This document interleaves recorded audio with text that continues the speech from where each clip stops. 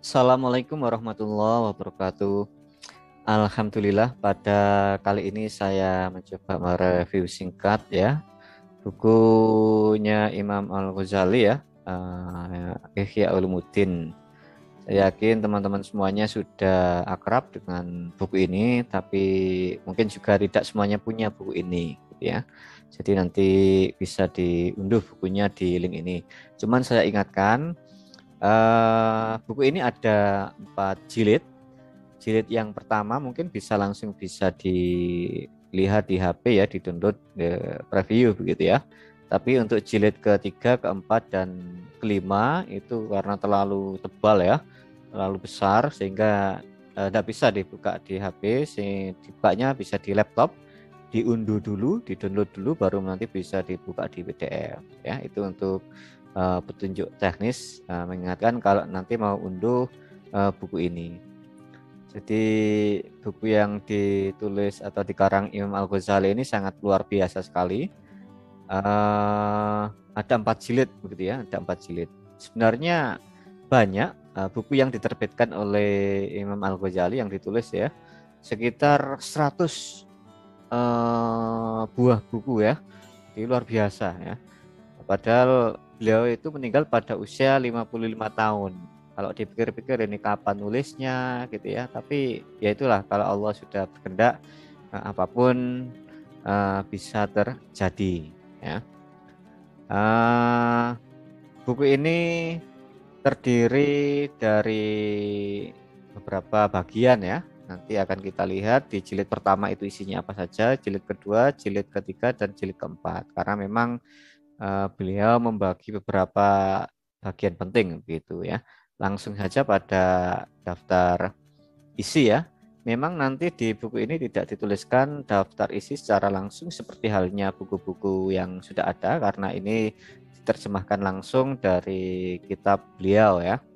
Nah, buku ini terdiri dari 4 jilid yang mana ada 4 bagian pembahasan pokok ya. Yang pertama itu terkait dengan rubu ibadah atau peribadatan ya. Yang kedua itu terkait dengan rubu adat kebiasaan atau pekerjaan sehari-hari gitu ya. Dan yang ketiga itu terkait rubu al-muhlikat atau perbuatan yang membinasakan. Dan yang terakhir, yang keempat, itu terkait dengan perbuatan yang menyelamatkan atau rubu al-munjiat ya. Nah, isinya juga sangat menarik sekali dan sangat psikologis begitu ya. Karena sebenarnya dalam kitab ini juga sesuai dengan judulnya, Ihya Ulumuddin itu menghidupkan agama gitu ya. Artinya ilmu-ilmu yang coba dituangkan oleh Imam Al-Ghazali ini memang berbasis pada agama. Memang ada beberapa kelemahan, seperti ada beberapa hadis yang dhaif, tapi tidak masalah karena di situ tidak dijadikan sebagai rujukan untuk fikih ya, tapi sebagai penguat dalam buku beliau. Oke, pada bagian yang pertama atau jilid yang pertama ini ada sekitar 10 sub pembahasan ya. Yang pertama itu tentang kitab ilmu ya. Nah, kitab kaidah-kaidah itikat ya, kitab rahasia hikmah bersuci, kitab hikmah sholat, kitab hikmah zakat, kitab hikmah puasa ya, dan seterusnya ya.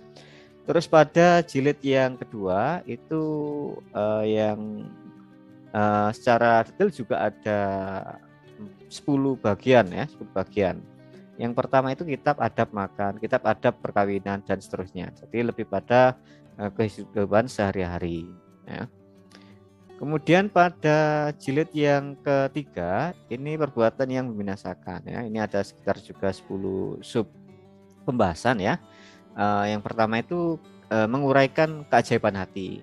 Jadi ini yang belajar ilmu psikologi saya kira perlu memahami terkait dengan kitab menguraikan keajaiban hati ya, kitab pelatih diri atau jiwa, kitab bahaya hawa nafsu perut dan kemaluan, dan seterusnya ya. Saya kira ini sangat psikologis sekali gitu ya.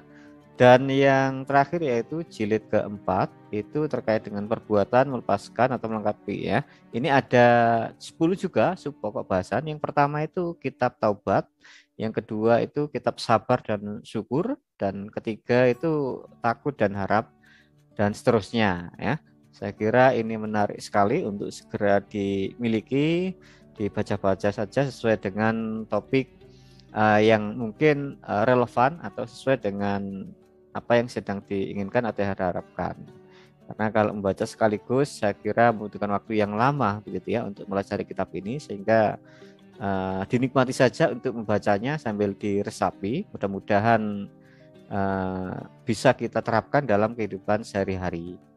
Demikian mungkin terakhir, jangan lupa untuk di subscribe, komen, share, and like. Semoga buku ini nanti bisa diunduh dan bisa dipelajari dan bermanfaat untuk kita semua. Amin.